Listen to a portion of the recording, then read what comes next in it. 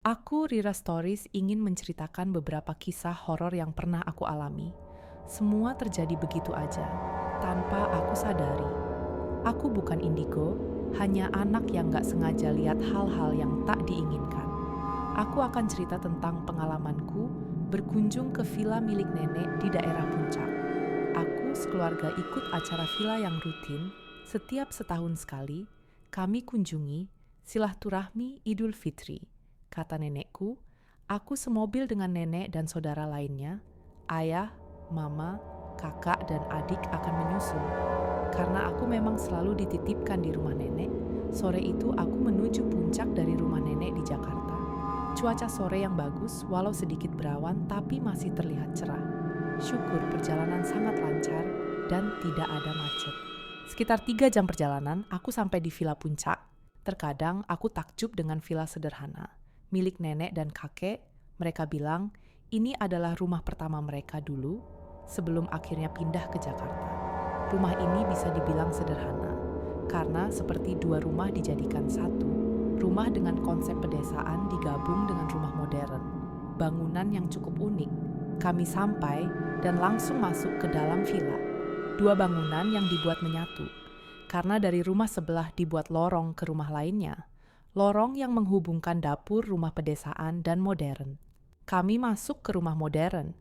Rumah ini memiliki 5 kamar, 2 kamar di lantai 1 dan 3 kamar di lantai 2. Kamar bawah ditempati oleh nenek kakek juga keluargaku. Di kamar atas ditempati adik-adik ibuku dan keluarganya. Oh ya, rumah pedesaan di sebelah adalah rumah Eyang dan Abah. Hanya memiliki 1 kamar tidur di lantai atas. Di bawah adalah ruang keluarga. Rira, apa kamu sudah taruh semua tas yang tadi di mobil ke kamar? Ya, sudah, Nek. Ya sudah kalau gitu, jangan lupa ke rumah Bibi dan halal bihalal ikut yang lain. Iya, Nek. Kalau gitu Rira duluan ikut yang lain ya. Aku meninggalkan nenek, lalu keluar villa untuk ke rumah Bibi. Jaraknya sekitar beda 8 rumah dari villa rumah nenek. Sebelum keluar villa, aku melihat Abah sedang duduk di teras. Aku menghampiri Abah yang sudah terlihat renta. Yang aku tahu Abah sudah berusia 87 tahun dan penglihatannya sudah tidak terlalu baik. Aku duduk di sebelahnya dan bertanya, "Abah sedang apa di sini sendirian? Bukan yang lain tadi sudah turun ke bawah." "Abah, nunggu nenek ya." Abah hanya diam tak menjawab pertanyaanku. Aku bertanya kembali, karena aku pikir dia kurang mendengar ucapanku.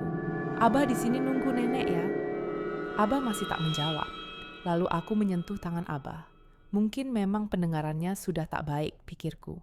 Tiba aku mendengar pintu terbuka dari rumah sebelah. "Rira, kamu ngapain di situ?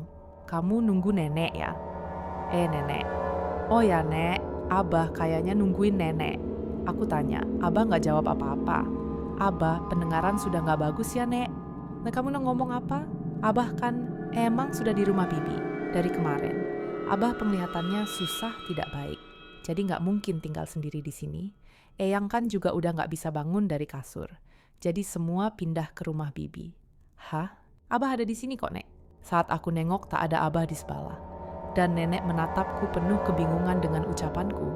Aku berani swear kalau Abah ada di sini duduk, tapi entah kenapa tiba-tiba menghilang. "Sudah, kamu jangan aneh-aneh deh. Udah, ayo kita ke bawah, yang lain sudah nunggu." Nenek menarik tanganku dan membuatku terbangun dari lamunanku.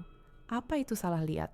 Aku pun pergi meninggalkan villa, lalu pergi ke rumah Bibi. Sampai di sana benar saja aku melihat Abah duduk di kursi goyangnya, sedang bercengkrama dengan saudara-saudaraku. "Sudah nenek bilang kan, Abah ada di rumah Bibi. Mungkin kamu kecapean kali tadi, jadi salah lihat." Aku dengan muka tidak percaya.